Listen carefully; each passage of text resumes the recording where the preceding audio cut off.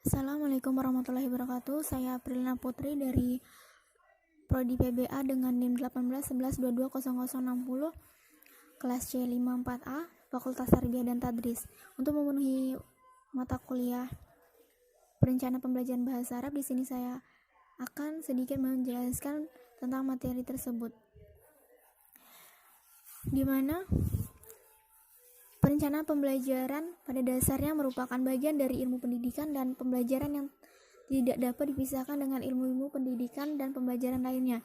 Itu artinya, untuk menjadi seorang perencana pembelajaran yang baik diperlukan kemampuan-kemampuan pendukung lainnya, seperti filsafat pendidikan dan pembelajaran, psikologi pembelajaran, metode pembelajaran, administrasi pendidikan, dan pembelajaran lainnya.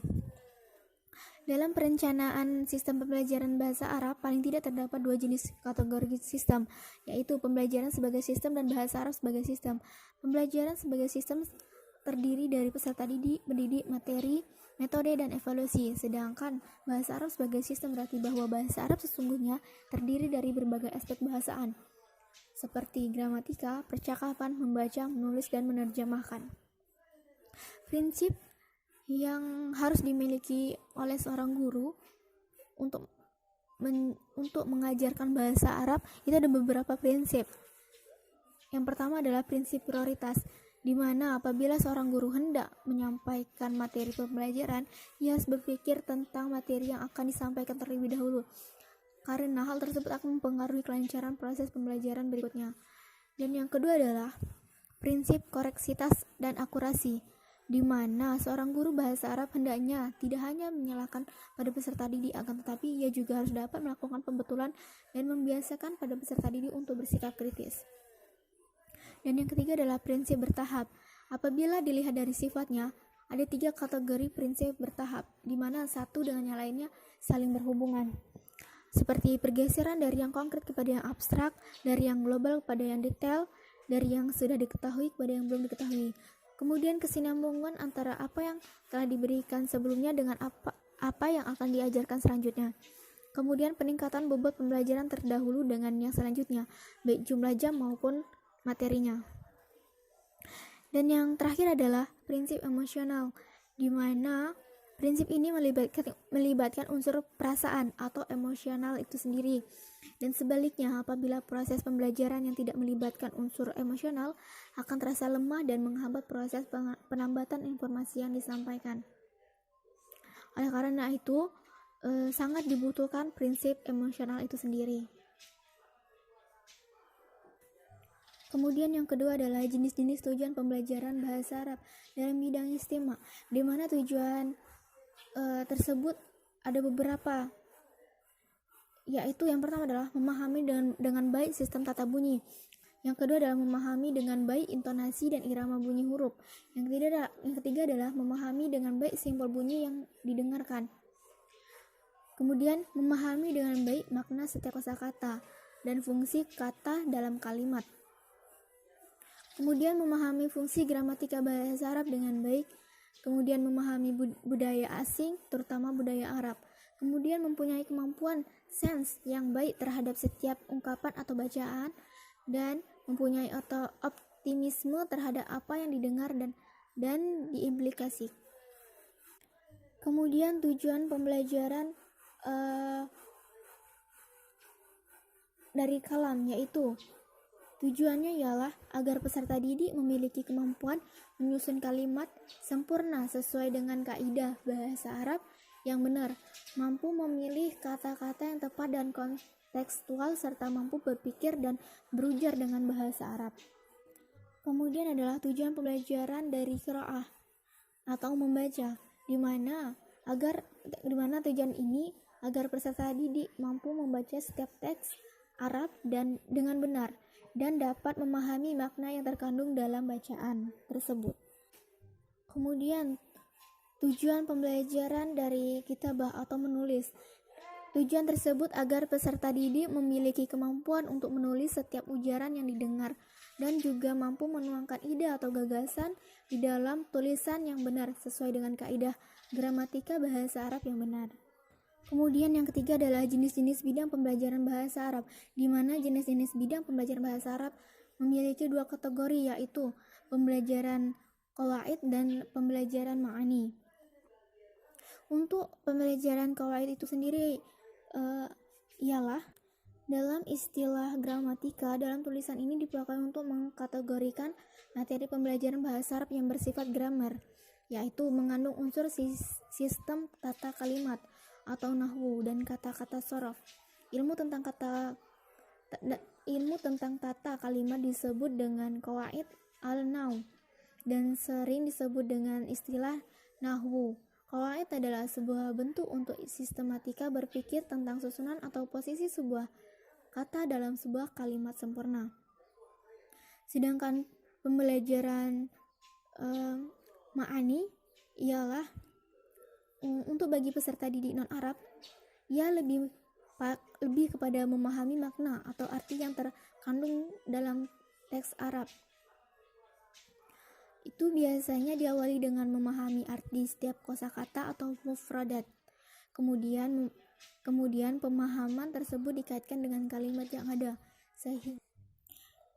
Yang keempat adalah jenis-jenis pembelajaran keterampilan bahasa Arab, di mana pembelajaran keterampilan bahasa Arab itu terbagi menjadi 4. Yang pertama ialah pembelajaran keterampilan istima, di mana keterampilan istima di sini ia dibagi menjadi 2 kategori. Yang pertama adalah pembelajaran as-shawab, dan yang kedua adalah pembelajaran faham masmu, di mana pembelajaran aswad meliputi bidang-bidang kajian sifat al-huruf, makhraj atau tempat keluarnya bunyi huruf, dan cara membaca setiap fungsi tanda baca.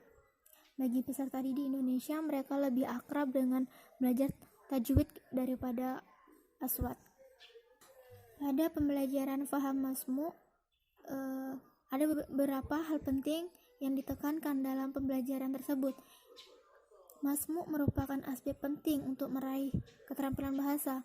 Dengan menguasai faham masmu dapat menangkap pesan yang diterima dari pembicara dan dapat menciptakan komunikasi yang efisien. Faham masmu bukan merupakan aktivitas pasif seperti yang dipersepsikan oleh kebanyakan orang selama ini, tetapi sesungguhnya merupakan aktivitas produktif, karena mendengarkan pembicaraan pada dasarnya awal dari aktivitas mengumpulkan mufradat dan menyusun sistematikanya sehingga dapat menghasilkan nilai pesan yang berkualitas. Dan yang kedua adalah pembelajaran keterampilan berbicara, di mana keterampilan berbicara di sini pada dasarnya terbagi menjadi dua jenis, yaitu kitab dan muhadasah. Keterampilan berbicara dalam pada dasarnya keterampilan produktif, yaitu hasil proses dari pembelajaran beberapa bidang atau aspek bahasa Arab. Untuk dapat mempunyai keterampilan berbicara dalam arti kitab bahasa Arab dengan baik, diperlukan penguasaan bidang nahwu, sharaf, mufradat, uslub, ma'ani, dan wawasan kebudayaan yang memadainya. Dan yang ketiga adalah pembelajaran keterampilan membaca atau qiraah. Pembelajaran qiraah bagi peserta didik non-Arab sesungguhnya merupakan mutalaah, yaitu membaca dalam arti memahami beberapa aspek bahasa. Aspek yang dimaksud meliputi yang pertama adalah penerapan kaidah-kaidah huruf, yaitu sifat dan makhraj, washal dan wakaf, panjang dan pendek. Kedua, penerapan kaidah sorof, yaitu tentang sighoh, bina, dan wazan. Yang ketiga adalah penerapan kaidah nahwu, yaitu tentang jenis kata dan i'rab. Yang keempat adalah penerapan kaidah balaghah, terutama menyangkut ma'ani dan bayan. Dan yang terakhir, istinbat ke dalam bahasa ibu. Dan yang keempat adalah keterampilan dalam menulis atau kitabah. Bidang pembelajaran kitabah bagi peserta didik non-Arab biasanya meliputi pembelajaran menulis aksara Arab melalui imla, dari pengenalan menulis huruf sampai menulis kalimat yang panjang. Menulis Arab merupakan aspek keterampilan tersendiri bagi peserta didik non-Arab, berbeda dengan orang Arab yang memang sudah menjadi bahasa ibu. Yang kelima adalah peran pendidik dalam menciptakan kelas yang menggairahkan, di mana pendidik merupakan unsur terpenting dalam proses pembelajaran di kelas.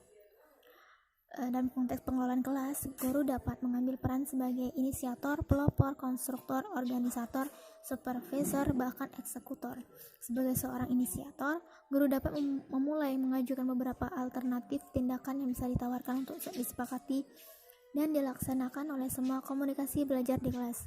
Bahkan mungkin dengan jalan memberikan teladan lebih awal. Kemudian peran peserta didik dalam menciptakan suasana kelas yang menggairahkan adalah peran peserta didik merupakan kesuksesan dalam pengelolaan kelas. Tidak akan tercapai apabila peserta didik tidak terlibat di dalamnya. Peserta didik adalah manusia yang dapat berpikir, mempunyai kehendak, berambisi terhadap cita dan rasa yang menguntungkan dengan segala kelebihan dan kekurangannya. Kemudian kaidah dalam membangun kelas yang menggairahkan ialah kaidah dalam konteks ini landasan komunikasi belajar dalam membangun sistem interaksi selama mengikuti proses pembelajaran di kelas.